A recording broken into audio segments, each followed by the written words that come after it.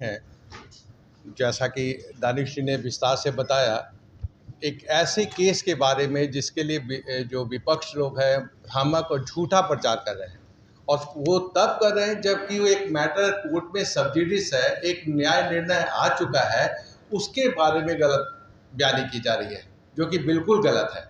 मैंने उस न्याय निर्णय को अध्ययन किया है, अच्छे से अध्ययन किया है, और तब उनको देखा है तो आश्चर्य होता है कि हमारे कांग्रेस पार्टी के प्रवक्ता या कांग्रेस पार्टी के ट्विटर हैंडल से या एक माननीय सदस्य जो है सांसद महोदय ऐसी ऐसी टिप्पणियां कर रहे हैं कि नकली दवाई बनाई गई, जहर का व्यापारी हैं जीवेश मिश्रा जी।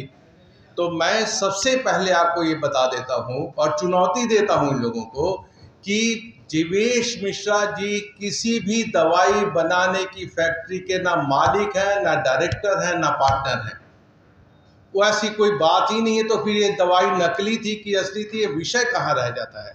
वो किसी भी दवाई बनाने की कंपनी से कभी भी उनका कोई संबंध नहीं रहा है।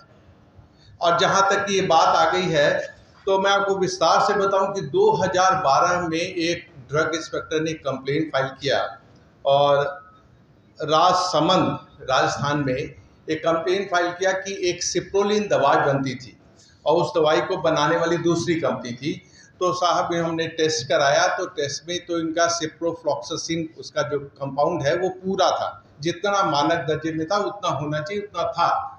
डिसोल्यूशन एक प्रक्रिया होती है जो कि अगर आप सैम्पलिंग और सीजर ठीक से नहीं करेंगे, उसमें मॉइस्चर आ जाएगा, उसको एक अच्छे टेम्परेचर पर नहीं रखेंगे जितना रिक्वायर्ड है, तो वो वैरी कर सकता था।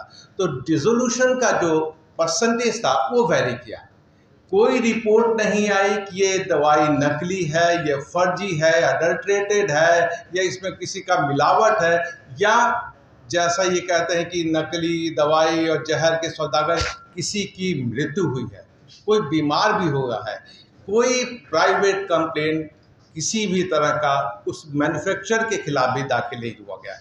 हम चूंकि एक संस्था से जुड़े हैं, ऑल्टो केयर प्राइवेट लिमिटेड, जो कि उसका डिस्ट्रीब्यूट करती थी दवाइयों को, हमारा लिंक सिर्फ उतना था। तो टेक्निकली हमको भी पार्टी बना दिया गया। जब उसका न्याय निर्णय आया तो उन्होंने कहा, कोर्ट ने कहा, मैं न्याय निर्णय की कॉपी आपको कभी दे दूंगा, उन्होंने कहा कि इस ऑफेंस की ग्रेविटी को देखते हुए और इनका एक्यूज के चरित्र को देखते हुए इनको प्रोबेशन ऑफ ऑफेंडर का लाभ देते हैं। यानी कोई सेंटेंस नहीं, सजा नहीं, पनिशमेंट नहीं, कोई पेनल्टी नहीं, कोई फाइन नहीं, कुछ नहीं किया गया। और प्रोबेशन ऑफ ऑफेंडर जो एक्ट है उसका लाभ तभी दिया जा सकता है, उसमें दो चीज़ें बहुत आवश्यक हैं। उसकी ग्रेविटी ऑफ ऑफेंस क्या था? कोई आदमी नकली दवाई बनाएगा, जहरीली दवाई बनाएगा, उसको प्रोबेशन ऑफ ऑफेंडर का लाभ नहीं दिया जा सकता है। कोई आदमी मर्डर करेगा, उसको प्रोबेशन ऑफ ऑफेंडर का लाभ नहीं दिया जा सकता है। और इनका चरित्र क्या है ये देखना, पार्टी का चरित्र कि उसका जरूरी था। हमारे चरित्र को देखा जाए कि ना पहले कोई शिकायत, ना अभी कोई शिकायत, ना हम मैन्युफैक्चरर हैं। जो लेबॉर्ट्री में टेस्ट की गई, उस लेबॉर्ट्री में लिखा गया कि फ्रांसिस कंपनी है जो बनाती है, उनसे वो सैंपल लिया गया, जिससे हमको दूर दूर तक लेना नहीं है।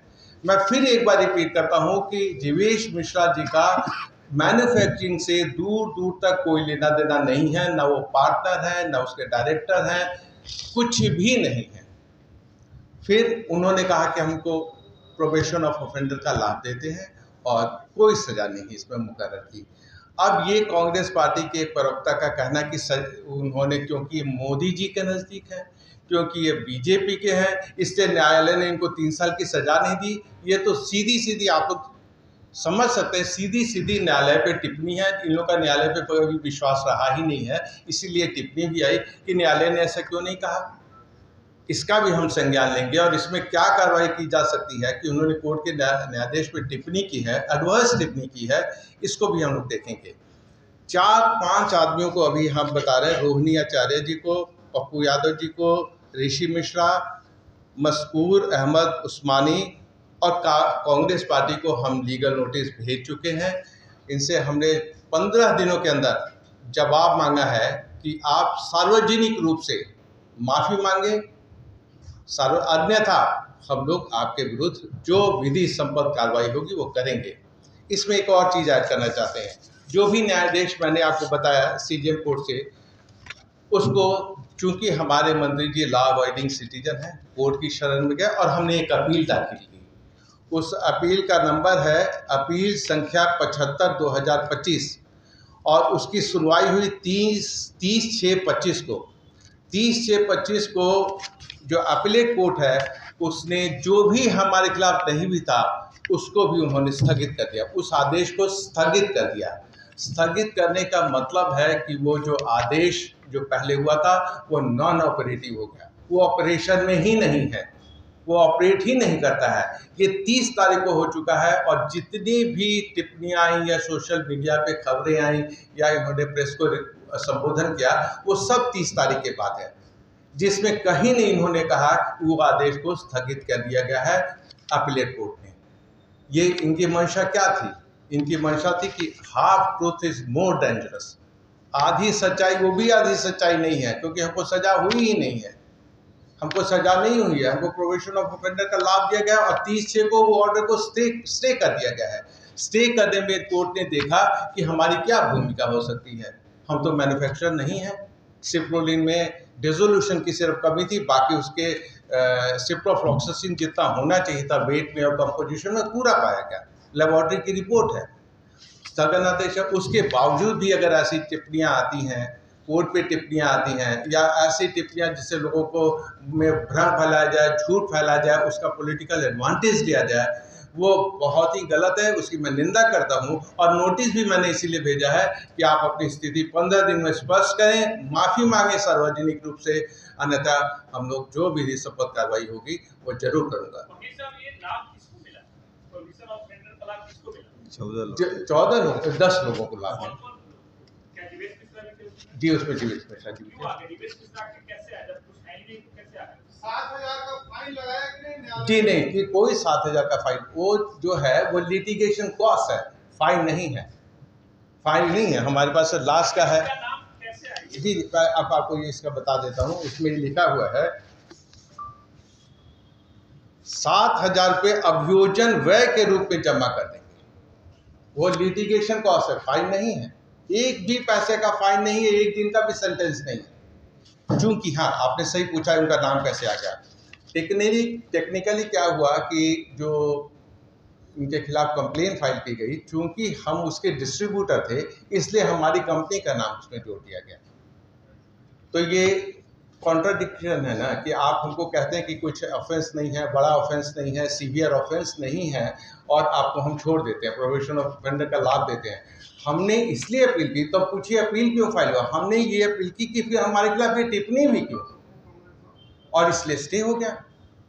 और मैटर सब जुडिस है, इससे ज़्यादा जो सब जुडिस मैटर है न्यायालय में, उससे हम क्या बोले, मैटर स्टे हो गया और सब जुडिस है। सिप्रोलिन हम नहीं बनाते थे, अगर हम बनाते थे तो हम उसके लिए उत्तरदायी हैं। उनकी कंपनी उसका डिस्ट्रीब्यूटर थी जी, हाँ थे। Alto care private limited company एक थी, उस प्राइवेट लिमिटेड उसके ये जब घटना थी तब हुई, तब ये थे। उसके बाद अब शायद मेरे को इंस्ट्रक्शन नहीं है, देना पड़ेगा क्या कहेंगे। और कोई प्रश्न? धन्यवाद। वरिष्ठ अधिवक्ता है हाई कोर्ट में और बिहार भाजपा प्रदेश के प्रदेश मंत्री। मित्रों, आज जो हम लोग यहाँ पर एकत्रित हुए हैं, जिस विषय को लेकर के लगातार मीडिया के माध्यम से हमारे पार्टी के वरिष्ठ नेता और बिहार सरकार के मंत्री जीवेश मिश्रा जी पे लगातार विपक्ष ने आरोप लगाने का काम किया। इसलिए आज पूरी लीगल टीम विस्तार से सारे विषयों को आपके सामने रखेगी। इस विषय को लेकर के जो भी आरोप लगाए गए वो पूरी तरह से निराधार, भ्रामक और राजनीति से प्रेरित हैं। जो भी आंकड़े प्रस्तुत किए गए वो पूरी तरह से जो है झूठ पे आधारित है। और अभी जिस प्रकार से कांग्रेस पार्टी की राष्ट्रीय प्रवक्ता सुप्रिया श्रीनेत ने जो आरोप लगाया, उन्होंने सीधे सीधे कानून का उल्लंघन किया और कोर्ट का जो निर्णय है उस पर भी तर्क करा। उन्होंने कहा कि ऐसे लोगों को जेल में होना चाहिए। उन्होंने कहा कि जो है ऐसे लोगों को 5 साल की सजा होनी चाहिए। जब कोर्ट ने विषय है और कोर्ट ने जब संज्ञान लिया और कोर्ट ने जब इस तरह के निर्णय नहीं लिए, उसके बावजूद सुप्रिया श्रीनेत का इस प्रकार का बयान पूरी तरह से कोर्ट का अपमान है।